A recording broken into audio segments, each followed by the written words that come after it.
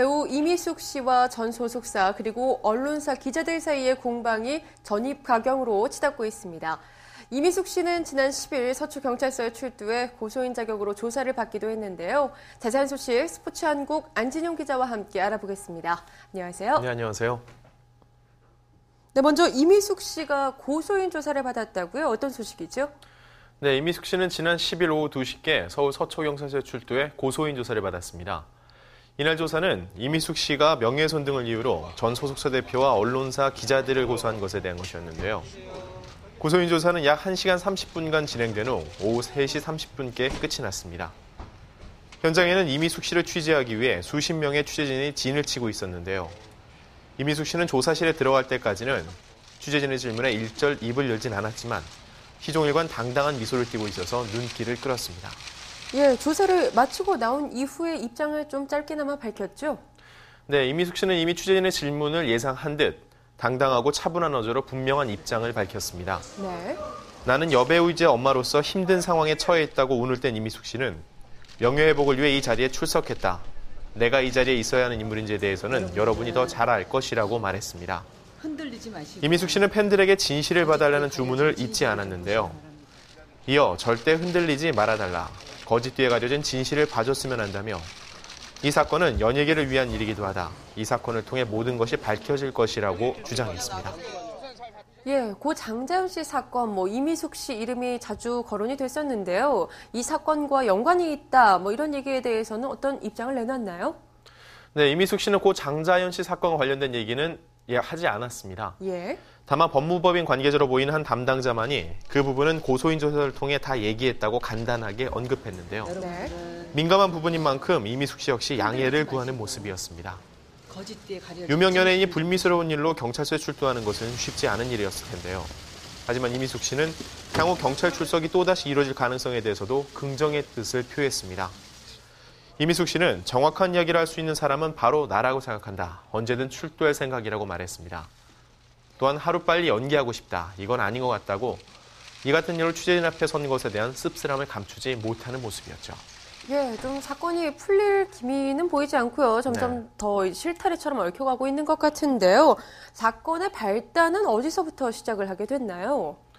네, 이미숙 씨는 지난달 7일 전 소속사 대표와 2명의 기자 등 총 3명에 대해서 민사소송을 제기한 데 이어 28일에는 허위사실 유포에 의한 명예훼손 혐의로 추가로 형사고소했습니다. 이미숙 씨 측은 피고소인들이 이미숙이 스캔들을 덮기 위해 일명 장자연 문건 작성을 사주했다는 등 허위사실을 유포 명예를 훼손했다며 하루빨리 진실이 규명돼 훼손된 명예를 회복하고 본업인 연기자의 생활로 돌아갈 수 있길 간절히 원해 피고소인들을 형사고소했다고 설명했습니다.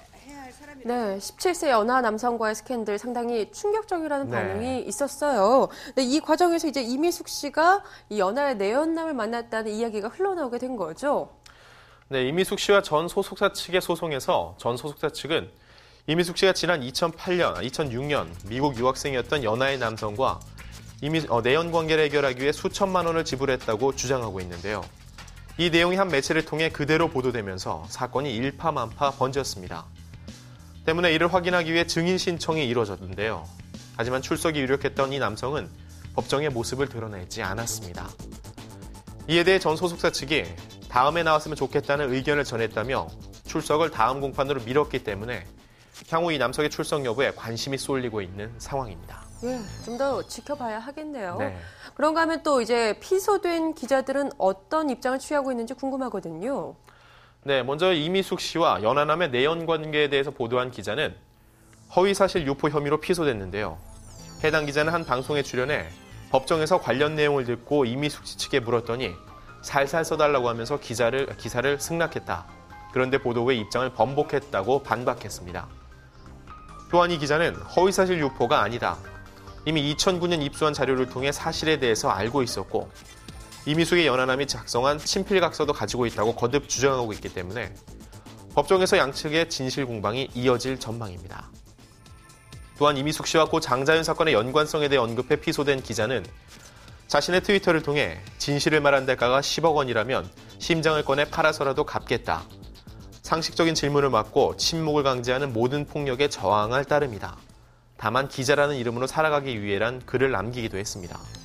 예, 이번 일 이전부터 이미숙 씨는 전 소속사 측과 법정 공방을 벌여온 것으로 알고 있는데요. 해당 사건은 어떻게 진행이 되고 있습니까? 네, 이미숙 씨의 전 소속사 측은 지난 2011년 11월 이미숙 씨가 전속 계약을 위반했다며 3억 원의 손해배상 청구 소송을 냈는데요. 예. 이에 재판부는 1심에서 1억 원의 손해배상만을 인정했습니다. 전 소속사 측은 이 판결을 받아들이지 않고 항소했는데요. 이런 상황에서 연하남과의 내연 관계, 고 장자연과 이미숙 씨의 연관성에 대한 이야기가 연이어 불거지면서 고소 사건이 이어지고 있습니다. 고소인 조사를 마친 경찰은 추후 피고소인 조사를 이어갈 예정인데요. 아직은 양측의 주장일 뿐 증명된 것은 아무것도 없는 상황입니다. 때문에 양측뿐만 아니라 관계자들도 경찰의 조사와 법원의 판단을 숨죽여 지켜보고 있는 상황입니다. 흔들리지 마시고. 네, 연이은 폭로전으로 인해 사실 확인이 불분명한 내용들이 계속해서 불거지고 있는데요.